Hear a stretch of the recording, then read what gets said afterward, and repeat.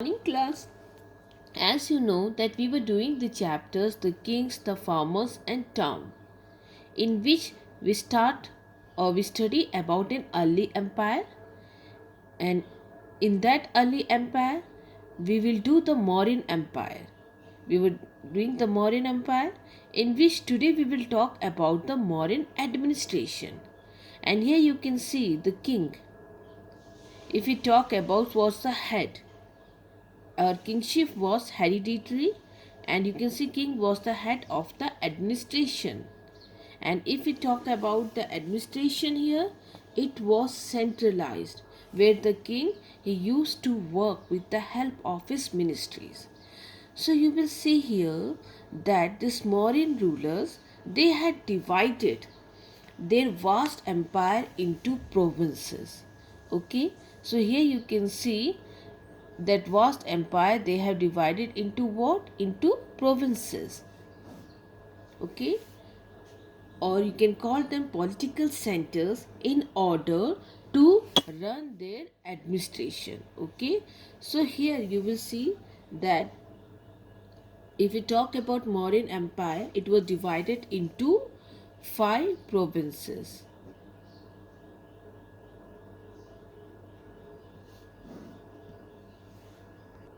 So you can see when we talk about the provinces,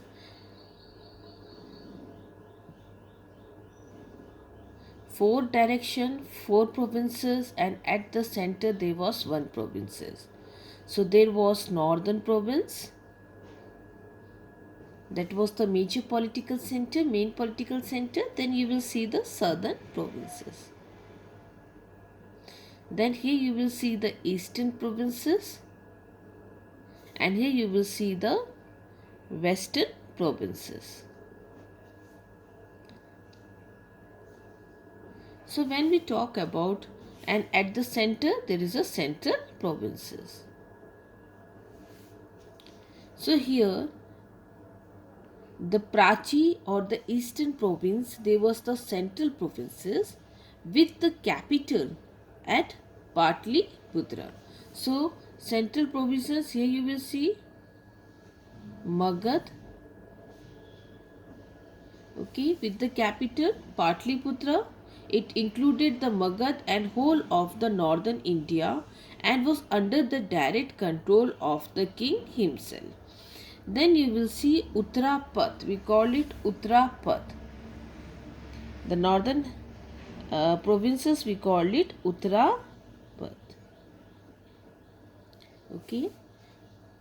Or northwestern province. It include Afghanistan, Baluchistan, Punjab, okay, Sindh, and Takshila was the capital here.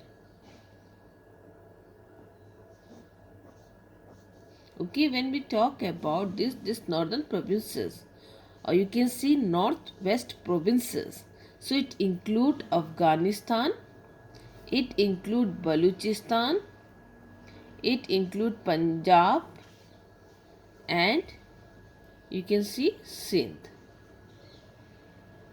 Then student, we talk about the western provinces, which included Malwa and its nearby region. Okay, western, or we called it Avantipath.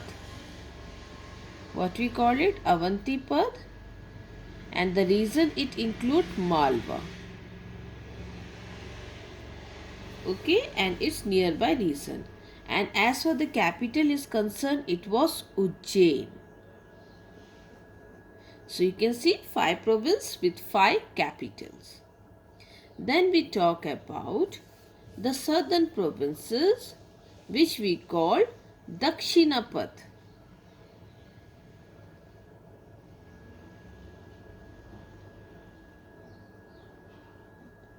So these include the territories from Vindhyachal to Mysore.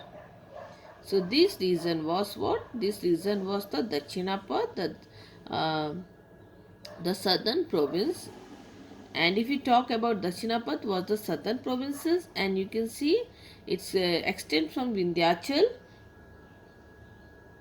to Mysore. And when we talk about the capital was Swarnagiri. What was the capital? Suvarnagiri.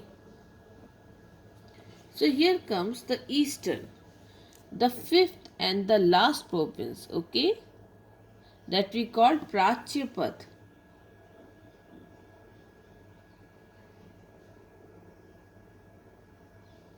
So you will see that Kaling was added to the Mauryan Empire by Ashoka, and it was located, if we talk about the capital is Toshali of this province of Prachyapat, or the last province we call Kaling. So there were more provinces also. These were the five major provinces, and in the empire beside these major one, Saurashtra, one province was Saurashtra in Kathiawar. Okay, Saurashtra in Kathiawar. It too was a province of the Mauryan Empire, but the scholars suggest that its position was that of a semi-independent one.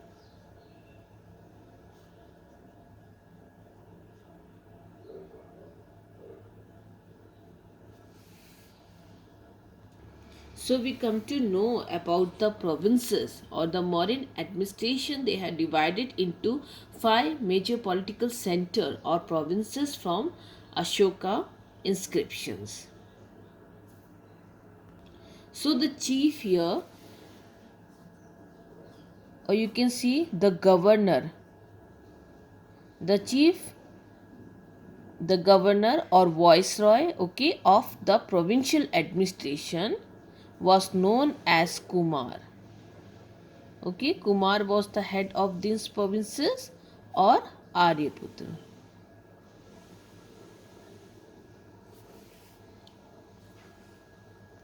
And these provinces, okay, they were subdivided into district. Province were divided into, you can see, district that is known as Ahar or Vishya. Okay, so Pradeshika was the head of the district administration, and districts was under the control of Pradeshika.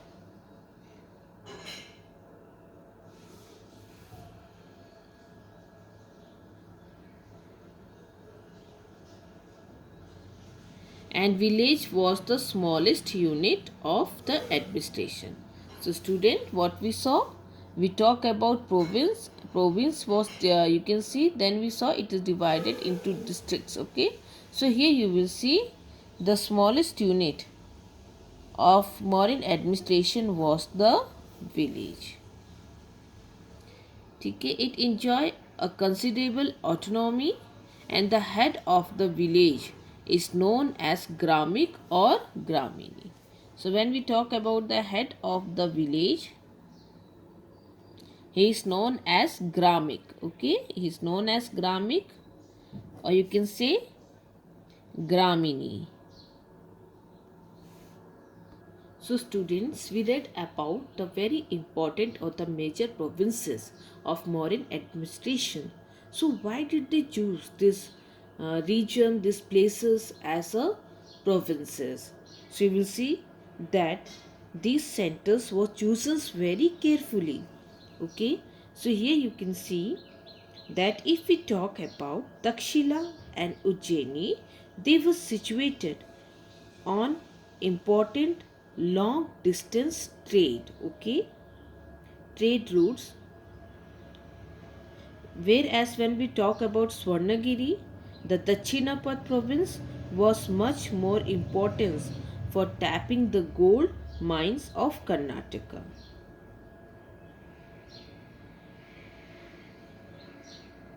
So when we talk about communication here, okay, you can see communications, the means of communication were also properly taken care in order to run the administrations smoothly. As you can see here, both land and the uh, river routes, okay, they were the source of communication, they were vital for the existence of the empire. There was a well organized network of the road in the empire. You can see rest houses were built at several places for the convenience of the traders. It was the duty of the government to ensure the security of the traders and the roads. So when we talk about Chandragupta Maurya, the first Mauryan emperor, he displayed special interest in military administration. A large army was organized in order to extend the empire and make it secure from the alien or the foreigners' attacks. We come to know from the Greek sources that the Mauryan army consisted of 6 lakh infantry, 30,000 cavalry, 9,000 elephants, and 8,000 chariots. So, a council of 30 members, okay, you can see they look the administration of the large army. And as here you can see Megasthenes mention a committee with subcommittee, okay, for coordinating the military activities. So these committees, they look after the navy. Here you can see the transport and provisions, the foot soldiers, the horse, elephant. So student, it was divided. If we talk about the military administration, it was divided into 6 boards of 5 members. Okay, here you can see 1, 2, 3, 4, 5, 6 boards of 5 members each. The 5 boards look after the 5 organs of the army. That you can see navy, horse, chariot, foot soldiers, elephants. Okay, and when we talk about the 6 boards, it was concerned with the transport and provisions. So, arranging for bullock carts to carry equipment, procuring foods for soldiers and fodders for animals, and recruiting servants and artisans to look after the soldiers were its main function. So, we have a clear glimpse of the several silent elements or the features of the Mauryan administration from the Ashoka inscriptions. The main centers of the administration, such as the Patliputra, Takshila, Ujjain, Swarnagiri, Toshali, Kaushambi, have been frequently mentioned in the inscriptions. So we come to know from the Kaling inscription, the chief of the administration of Toshali and Ujjain, they were known as Kumar. The chief of administration of Swarnagiri, they has been termed as Aryaputra.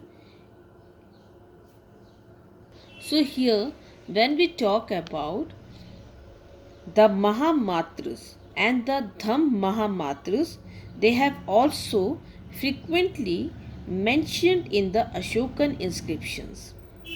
We come to know from the rock edict that Ashoka, he start appointing Dham Mahamatra, okay, after his 13th year of his coronations.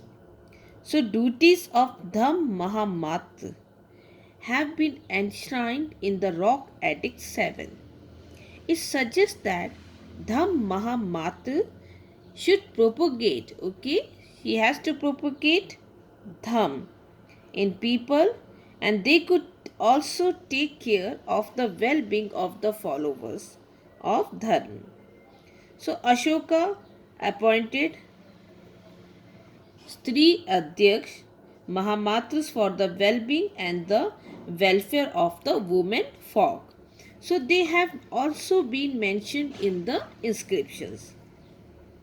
Here comes a question: how important was the empire? So student, we have already discussed the Mauryan Empire, it was the first and the largest empire of the ancient India. So in the 19th century, when the historians, they started reconstructing early Indian history, they regarded the emergence of the Mauryan Empire as a major landmark. So it should be kept in mind that India at the time was not independent. She was under colonial rule and was a part of the British Empire. The historians of the 19th and the early 20th century, they were overwhelmed to know about the emergence of such a significant empire in ancient India. So Ashoka, a great benefactor of his people, belonged to this empire. He adopted the policy of Dham Vijay in place of Digvijay.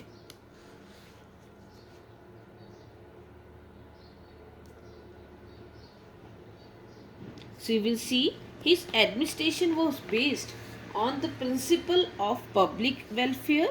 He taught his people a lesson of peace, a mighty love and brotherhood. He not only made efforts to bring peace and prosperity among the masses, but also endeavored to give his people the common code of conduct in the form of dham. So the Dham of Ashoka was secular in character. It was based on the principles of morality and thus was acceptable to all. So it taught the people the lesson of live and let live.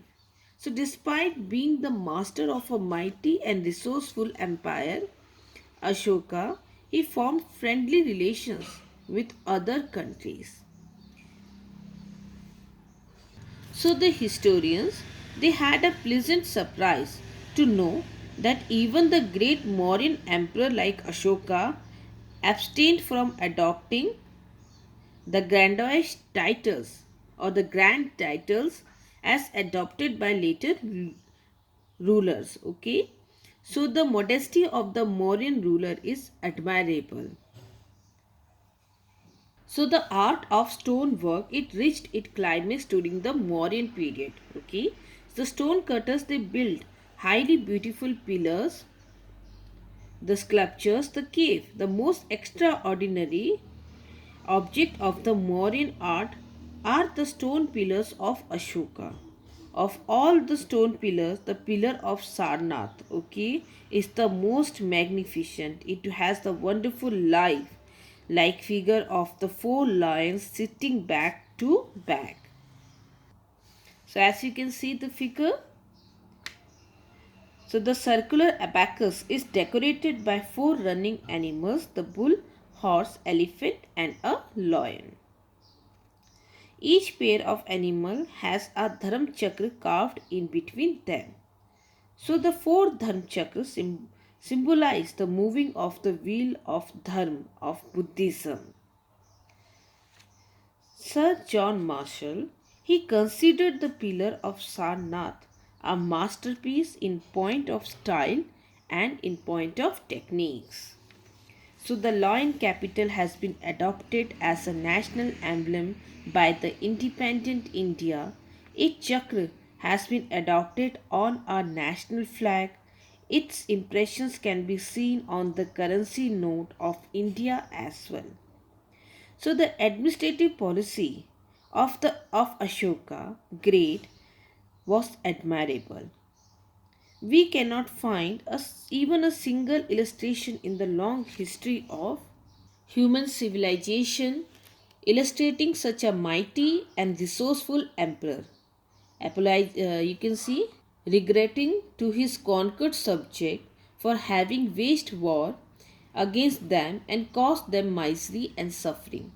So the Ashokan rock edict, is a moving document which could have been written by only by a human being as noble and as great as Ashoka. So we are thrilled to know that even our nationalist leader in the 20th century, they regarded Ashoka as an inspiring figure. However, some historians they do not agree to the view that Mauryan period was a significant period of Indian history. They suggest that the Mauryan Empire they could not survive more than 150 years. It cannot be regarded a long period in the vast span of the history of subcontinent. Besides, the empire did not encompass, the entire subcontinent. The central authority did not exercise a uniform control even within the frontier of the empire. History is a witness that new chiefdoms and kingdoms started coming into emergence in several parts of the subcontinent by the 2nd century BC. So here the new notions of kingships. The period under consideration witnessed the emergence of the kingdom or the chiefdoms of Chol, Chera, and Pandya in Tamilkam. So these chiefdoms were very prosperous from economic point of view and they remained in existence for a long time.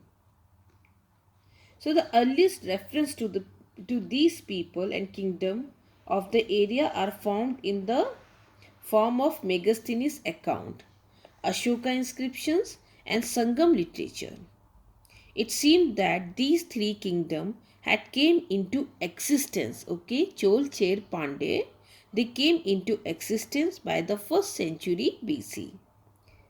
So here you will see the rock edict of Ashoka mentioned the southern kingdom of Chol, Pandey, Satyaputra, Keralputra and Tambapani. In the Hathi Gufa inscription of Kharvel, he is credited for defeating a confederacy for Tamil state. And the Sangam poets, they believed that the dynasties of the Cholas, the Cheras and the Pandys, they belonged to immemorial antiquity. Beside these three major kingdoms, they were very smaller states in the regions which as per the circumstances sided with any one of this big power in case of a war.